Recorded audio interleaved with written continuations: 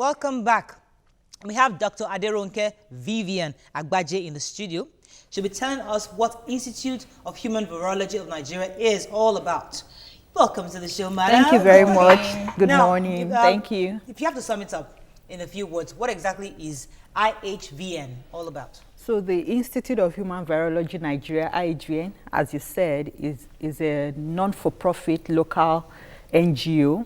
We were established in 2004, and we run programs, prevention, treatment, and care programs for HIV/AIDS, malaria, tuberculosis. We do cancer research and all sorts of other programs on other communicable and non-communicable diseases. How do you fund it? So we have funding. Most of our funding comes from international donors, like the United States government President's Emergency Prevention for AIDS. We also have funding from the Global Fund to fight AIDS, TB, and malaria. But we have a lot of collaboration locally with the federal, local, state governments So as well. what's the impact of your... So basically the impact, I mean, we have impact that we can quantify, and of course those that are unquantifiable. Talking about life saved, talking about infections prevented, improved quality of life for people that are sick with these various diseases. And also, numerically, we've been able to do a lot of preventive programs. Over 9 million Nigerians know their HIV status because of the programs we run. And this includes almost 3 million pregnant women as well. We've given out over 4 million insecticide-treated nets that was made possible by donor funding, a lot of information, education. We have almost 300,000 Nigerians on free HIV treatment. Fantastic. Because of the programs we run. So what's the quality of the services that you deliver for adults? We do collaborate with our facilities to deliver international standard quality of care. We ensure that the capacities of those involved are built, they are trained, they are properly mentored to be able to do the work that they are required to do. At the same time, we've also set up different institutions, laboratories, training centers to be able to address these issues and deliver quality services. So now, how do you, how do you now monitor that these things that you've put in place is being implemented that way? So what we do, as I said, we have intensive mentoring programs where we check these things, and then we also have tools, electronic tools, paper-based tools that are used to track the services that are being provided. We do a lot of research. We have quality improvement programs at the facility level as well. For someone who is watching the show now and has HIV and wants to get in touch with you, and how do they go about it? Because the word that came to mind is the free. Yes. So, as I said, we're collaborating with over 1,000 hospitals in Nigeria offering free services, various services for HIV, tuberculosis, and malaria. Are these general hospitals or private general clinics? Hospitals, private hospitals, primary healthcare centers, tertiary hospitals. We have quite a large spectrum. You don't deal directly with the patients. You collaborate with the various hospitals to train them. Yes. So let me be a bit difficult here. Yeah. Because if you're not monitoring them, they will be collecting money. Yeah. Oh, no. We have, in fact, we go as far as... I don't know any hospital that does free. No, sorry, let me even add to what Wike is saying. Even immunization that they give to children, that the government has provided for the people free. If you go to some hospitals, they charge them for it. No, if you get such report, then you can get in touch with us and let us know. But we go as far as signing MOUs with the facilities we work with, so that there's an understanding that the services we bring are free. So how do they now get in touch with you to make that complaint? So you can go on our website, www.ihvnigeria.org. We have a lot of information on the website, and then you can contact us as well. And then we have offices across 12 states. We have one in Lagos here. It's on 45 Remi Fani Kayode Road in the GRA. Our head office is in Abuja, plot 252, Central Business District in Abuja. Habat Macaulay Way, CBD, Abuja. Now, what YK said is quite valid because a lot of people go to hospitals and they are charged. Is there something like a notice you put in hospitals where it say A, B, C, D, E is supposed to be free? Your partners, if they don't charge you, you can contact us here so that people know that what their entitlements are when they go to these places. Oh yes, so we have information and education flyers in the sections of the hospital where we're running the services. So for example, if you now go to the HIV treatment section, you will see information there that says, you know, these services are free, and then we have focal persons that you can also interact with when because you I want to go to the nets, mosquito nets as well. I've never seen one single mosquito net sold for free. People sell them on the road. On traffic. I got mine free from the general hospital. Thank you. I got mine free from the general hospital. They give it Thank you. So, For the mosquito nets, there are different programs. We have the free mosquito net programs mostly at government hospitals, as she said. Then we also have the private arm that Global Fund is also supporting, where you just pay a token to get these nets in private facilities. What are your standards for best practices and clinical areas? Oh, so basically we have, of course, we have for most of these programs, we have national guidelines, and these are aligned to best international practices like the World Health Organization guidelines, UN guidelines, etc. And then we also ensure that we support our facilities with laboratories. Some are general, routine laboratories, some are specialized to be able to check as the patient is doing for monitoring. We have laboratories that help pregnant women, maybe HIV positive pregnant women or HIV positive women that give birth to babies know if their babies are positive within 2 months. let me take this call from Shola. Shola, are you there? Yeah, good morning. Good morning. Please go ahead. Yeah, good morning, ladies from the studio. Good morning. I just want to comment on what the information minister has just said this morning. I think we should not come to a conclusion that... Okay, sorry about that. Okay, so for you coming on the show this morning, what information do you specifically want to get to? Why are you coming on TV today? Okay, so I'm calling on. I came today to let us know that IHVN wants to set up an international research center of excellence, and we're going to have a fundraising next week on the 25th at Eco Hotel and Suites.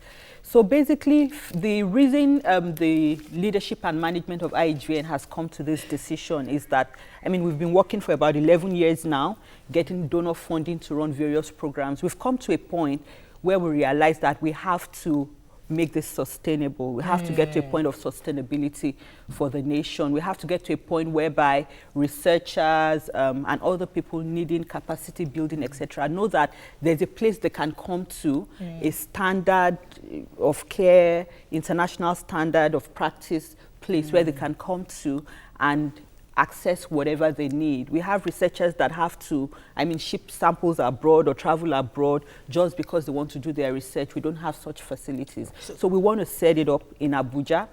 We're doing a fundraising for that. We have about 2.5 hectares of land where we want to put up this structure. Are you all over Nigeria?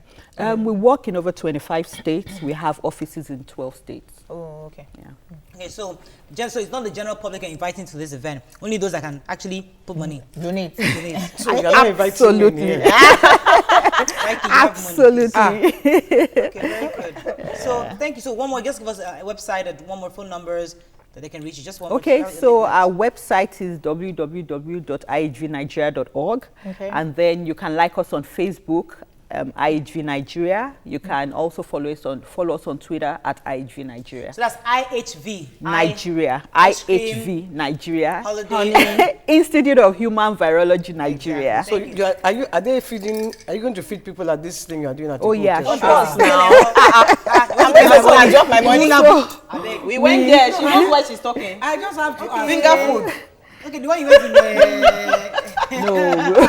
Thank you very much for coming. You're welcome. Thank you for having me. Thank you very much. All right, Thank we're going to you. take a quick break. It's Thursday. Usually, we'll talk about family relationship. We're talking today, our topic today is habits to achieving a healthy marriage. And guess who we brought? None other than Larry Olushola in the building.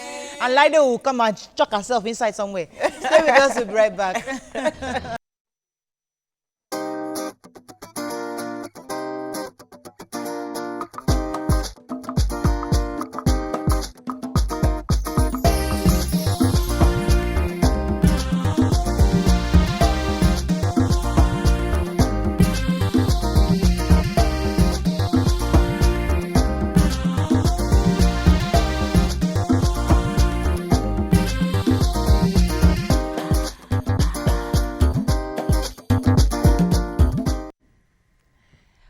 Welcome back. Now, getting a healthy marriage takes a lot of work. And though it may seem challenging, but it is possible. Just like good nutrition and regular exercise can help you have a healthy body, there are things one can also do to achieve healthy marriage. Now, so we ask, what are the steps of achieving proper healthy marriage? Joining us on the show is a life coach, our regular Mr. Larry Olushola. Welcome to the show, Larry. I will see you in a minute. Yes, okay, so you guys fashion me. no, we need fashion. Okay. How so? Look at how small you look. Can't fashion you. Now, for those of you that don't know Larry, Lydie was one of our co-hosts, and she relocated to Ireland. So Mariah, stop saying was. Oh, sorry. She miss you, Lydie, so much. How you do? How are the kids? They're great. Children? My daughter, if you all remember, those of you that have been watching the show, you remember how I used to complain about my daughter?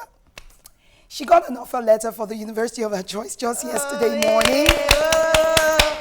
Okay, fantastic. Is this in Ireland or in Nigeria? In Ireland, please. Okay, I thought it was London. Okay, we'll So let's talk on this healthy marriage, because for the past few weeks, Larry, we're talking about the domestic violence, issues in marriages, divorce, and all that. And we just thought, let's stay positive this time around. True. What must we do to achieve that healthy marriage? Let's help us dig into that. All right, so there's one fundamental foundation, and there are 5 pillars that you build a healthy and strong marriage on. You know, if we go back to the beginning, we realize that marriage was not man's idea. It was God's idea. So what was God's original intention and purpose for marriage?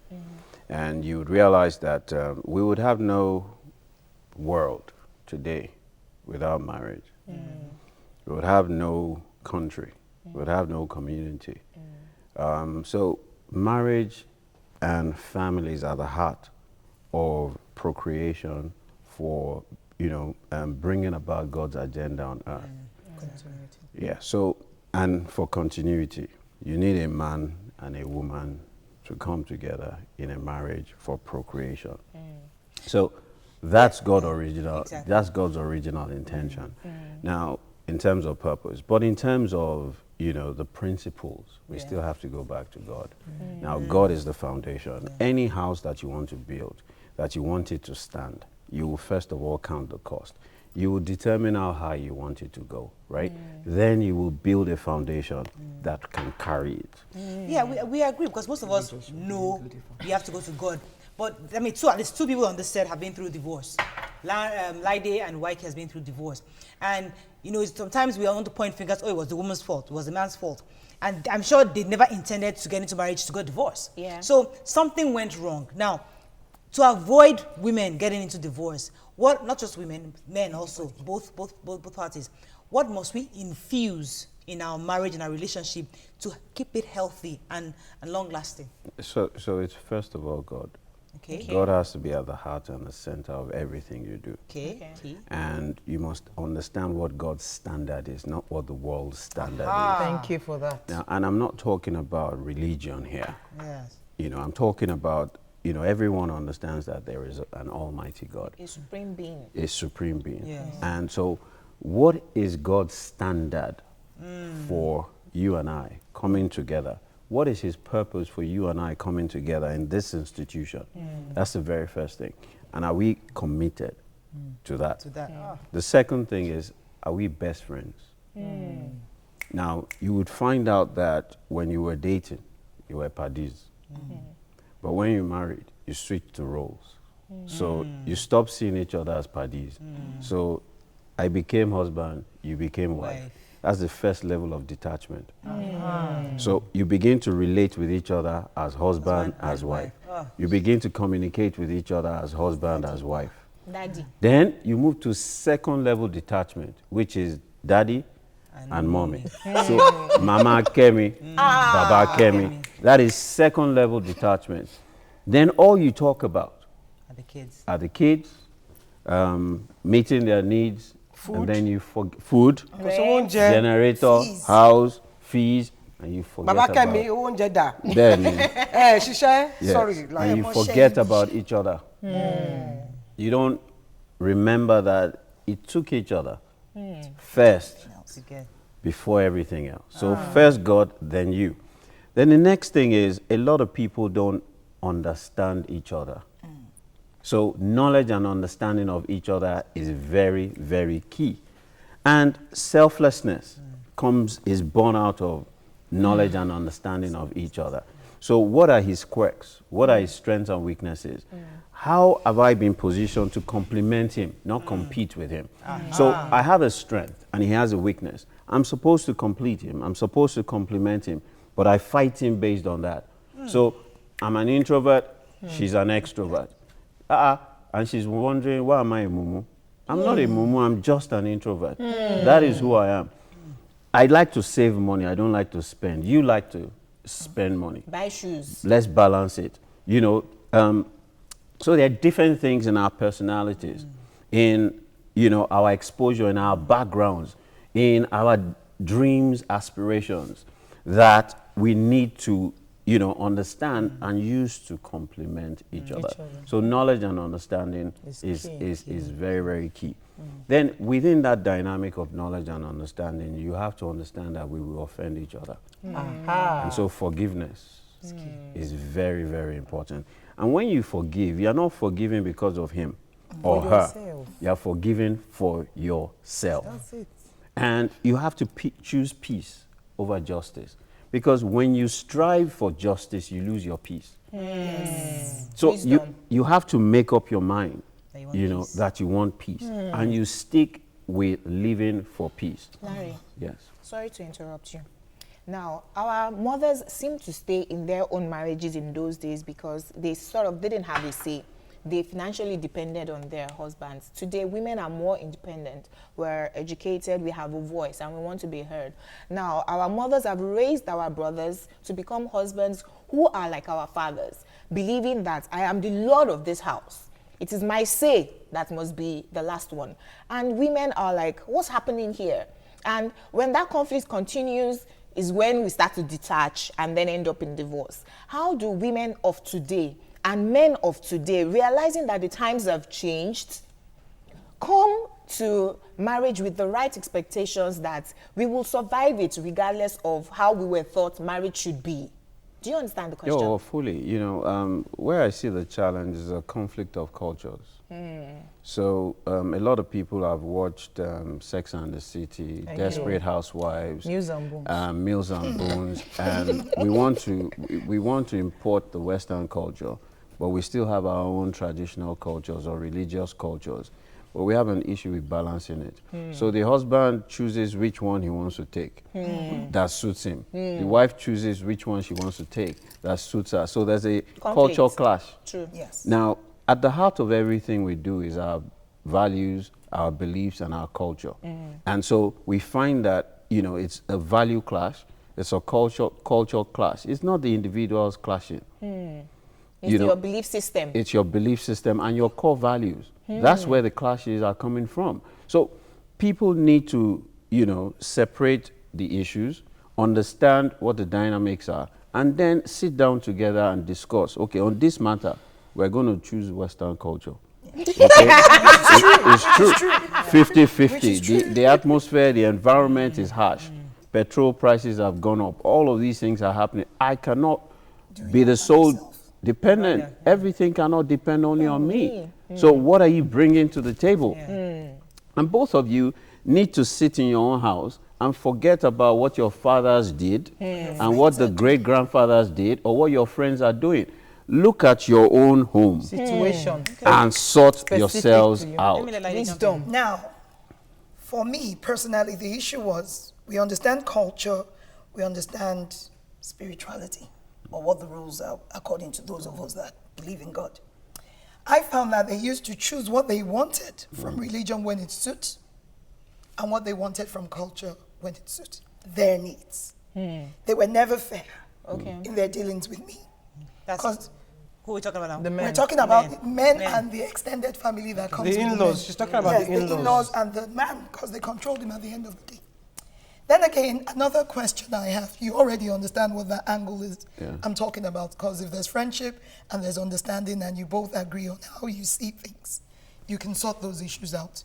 The main issue that I also found out was when a woman's aura is brighter than her spouse's, mostly for Africans. The men find it hard to deal with. Is that true? We get a lot of, there's a word they use in Yoruba, ara or something. Irawe. So do you agree, Larry, that somebody's future is brighter and the man can't handle it? Aura. Aura, sorry, the aura. You know, I'm just going to use, going to use a simple word, you know, destiny. Okay, different people have different destinies. And it's important that we understand that, number one, this man, this is his future, this is his destiny, this is his vision. This is his personality, this is his makeup, this is his background. This woman, this is hers. Both of them have come together. And if both of them understand the purpose for which both of them are in that institution, they will realize that they are there to complement and complete one another. Now, today, your aura may be brighter. And in 10 years' time, your aura may dim. And your husband's aura may be the brightest. So you need to understand that, you know, there are different steps to where both of you are going. But the question is, where are both of you going? Together. Exactly. A lot of people don't sit down to determine where they are both going. So I am living my life, and so my aura is shining. And so, hack it. He's living his life, his aura is, you know, is not shining yet. Then he has an issue with that. He has an inferiority complex. And you have a superiority complex. But if you understand that both of you are separate lives that have come together to live your life as one, then you don't see each other as his aura is brighter or bigger than their aura. It is our aura. We are one. It's not our aura. We are one. You know, I mean, And that is very critical. I think you know, you just, Sorry. 1 second, Waiki. We're jumping. Because you just took the words out of my mouth, you know. I keep saying that a lot of times people, when you hear people talk, they'll think, oh, somebody's trying to brag. You see, there's also a place of self-confidence and what's it called? A high level of self-esteem in any human being. Because you see, even the fact that both of you are a couple does not guarantee that you would always be at the same level per time. So there will be a time where it is the wife's, time to shine. There will be a time where it is the husband's time to shine. So now, it brings me to my point. Are people going into marriage for what they want to get now? Because the high level of divorce is so alarming that it's always like, okay, if I'm not seeing, What if I'm not getting what I want? if I'm not getting what I want, then there's no point being in this marriage. People don't understand the essence of marriage. They give up. They just give up if anything goes wrong and they can't handle it, and forgetting that they took vows for better, for worse. you know what I've discovered? People are not marrying people; they are marrying things. Thank you. Jesus You Christ. know, so you're marrying a wristwatch. Thank you very much. You're marrying that Auntie Fumi's hair. You're marrying the car. You're marrying Who is money. Auntie Fumi? You know, She makes our hair. you know. You are marrying business class, first class. Yeah, You are marrying yeah, college. You are marrying car. Yeah. You are marrying. So obviously people are marrying Things. for the wrong That's the first thing, you know, and the reason why you do what you do will determine what your motivation is and what keeps you there in the face of adversity.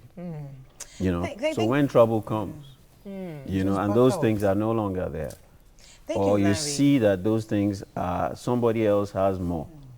How do you And correct your eyes that? are Though? What if outside. you've married for the wrong things and then you discover yourself and you're like, can I correct this? I've married this wristwatch and the wristwatch is no longer there. So what do you do at that step rather than divorce? So now it now centers around the people that you associate yourself with. Professionals. Not even professionals, your friends, family. Friends, You were talking about self-esteem. The institution that builds self-esteem is your family, the family you come from. So when your family don't build your self-esteem, when your in-laws destroy your self-esteem, then you don't have anything, you know, because at the heart of all human success is a cocktail that I call self-esteem, self-confidence, and self-belief. And if you don't have it, you will lack it. And then you go into a marriage with low self-esteem and another woman with low self-esteem. Both of you are dysfunctional. You create a dysfunctional environment and bring about and birth dysfunctional children, and then they become a vice into society. So another critical pillar is maturity and emotional intelligence. It is very, very important. People are marrying too early. I tell them that all the time. I tell them that. Who are they? Larry, I will take you up on that, but I think... They're married too early. No. I will take you ask a question. I will take him up. Let him explain Yes, I've always himself. stood that. Because for me, I will ask you now, what is the correct age to marry? There's no correct age. No, you said they're marrying too early. Because he said too early. What is the correct age? I will take you up on that. Too early is Let me say what? my own. It doesn't make any sense for anybody to marry before 25. Me, the perfect age to marry from 26, 27. In your experience. That's why I believe a woman should have found her purpose, found her people life, are married her at direction. 22 I will and tell they you, got My mother married my father, she was 20. When Doesn't she mean that she had a happy marriage, though. Hold on, let her finish. I didn't say she That had a happy doesn't mean marriage. she didn't. Yes. In fact, I don't even believe she had a happy marriage. But she loved my father till the day she died. Thank you. She loved my... What was the Listen, option? she was 19. She was 19 because she had me at 20. She was 19 when she married my father. So what is late and what is early? We'll let Let him just answer Larry that. answer that question after this break. Stay with us, we'll be right back.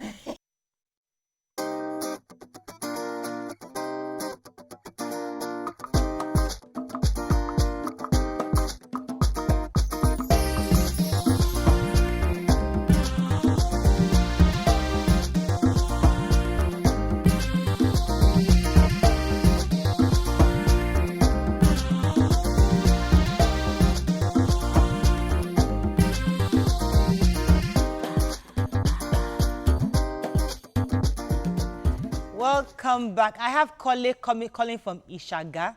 Kole, are you there? Hello? Good morning, sir. Please go ahead.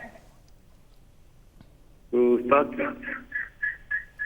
I just want to welcome back this woman that just flashed in October 1 or October 1st.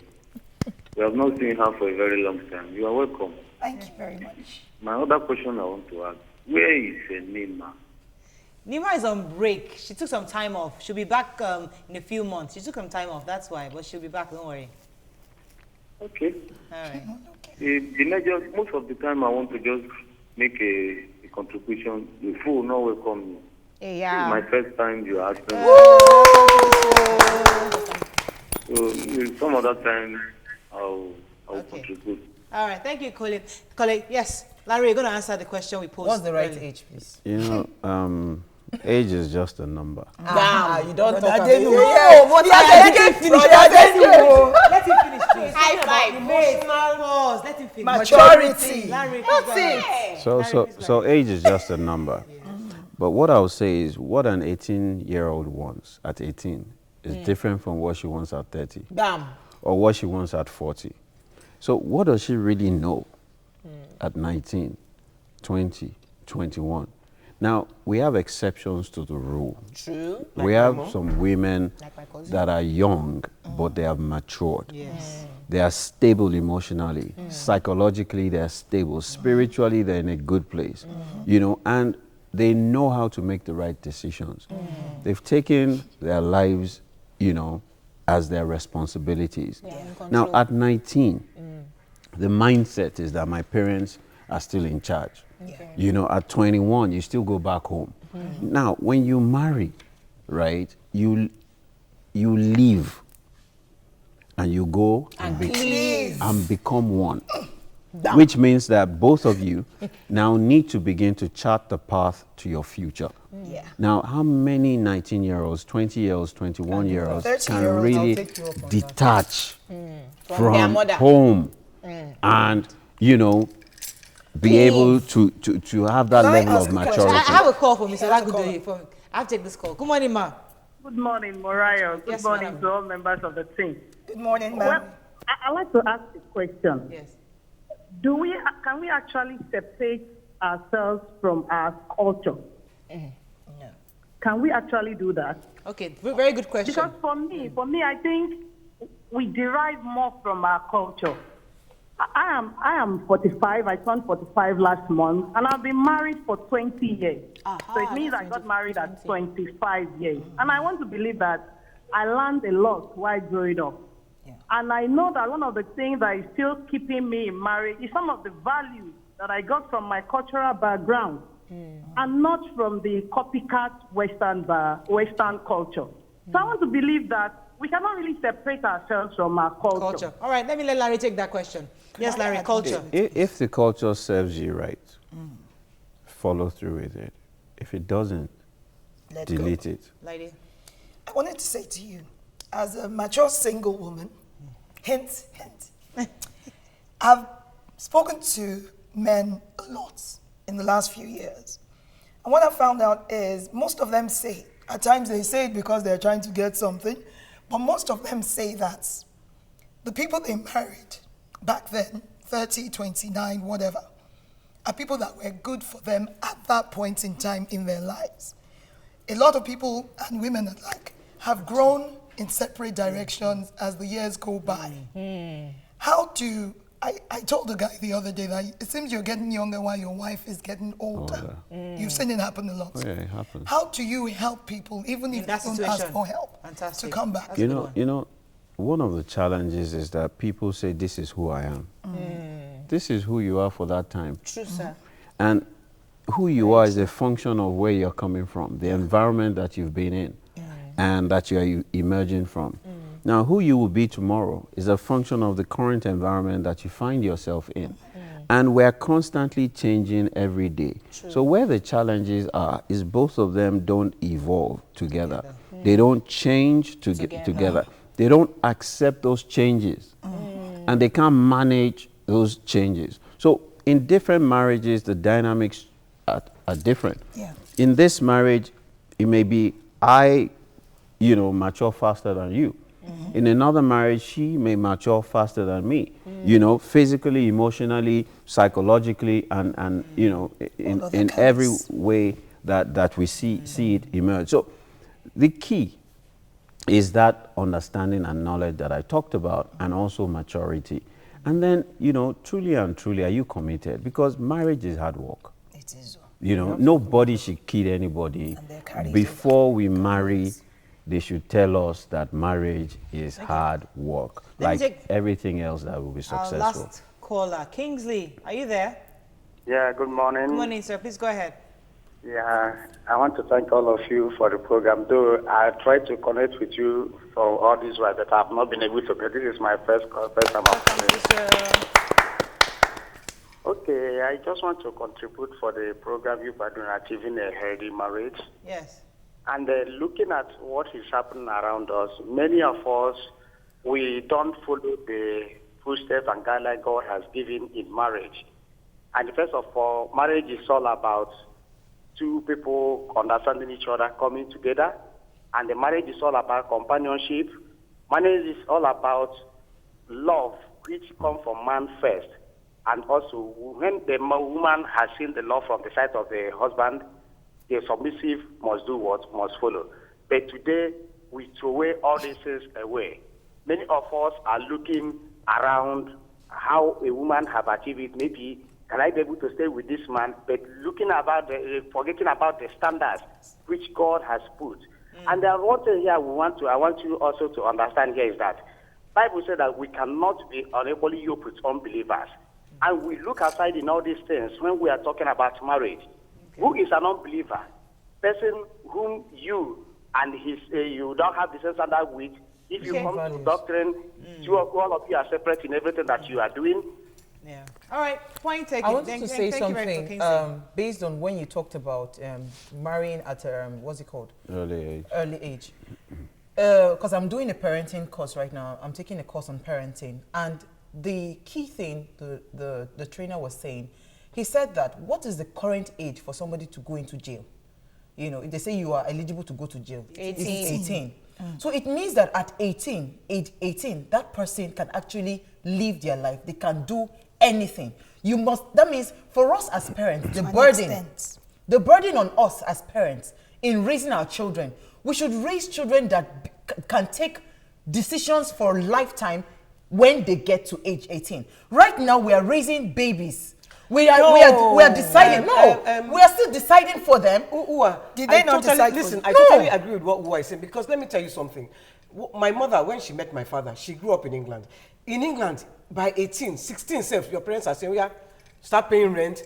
Here, you will not even leave your parents' house till you are married husband. So 30, you are still in your parents' house. You are still saying, mommy, mommy. My mother, when we were saying mommy, mommy when she was alive, she would say, look, I stopped calling my mommy, mommy. My mom, mommy. I called her mom. Why? But mommy, mommy. My father, mommy, mommy. Everybody, daddy, daddy. So here, we tend to be younger in our outlook, very attached to my daughter is 18. And this validates the point that I'm making. Look, the Western world, at 18, they kick you out. Go and live your life. Here, we can't. We can't. And look, we run a social system that is centered around family here. That is how we do it.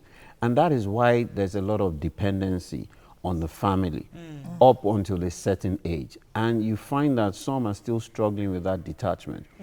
And we have to create that balance. Where did all the laws that we follow come from? It's the Western world.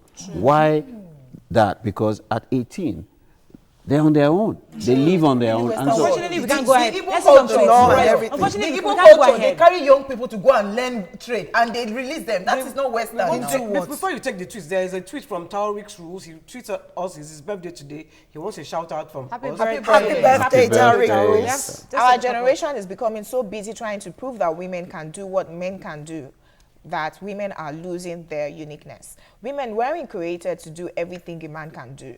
Women were created to do everything a man can't do. That's General Adeyemi Johnson saying a marriage can't be successful unless this is well understood. There shouldn't be contention. Okay, I don't think so. Bex Clifford, sorry, I'm enjoying Oga Olushola this morning, making serious points on marriage relationship.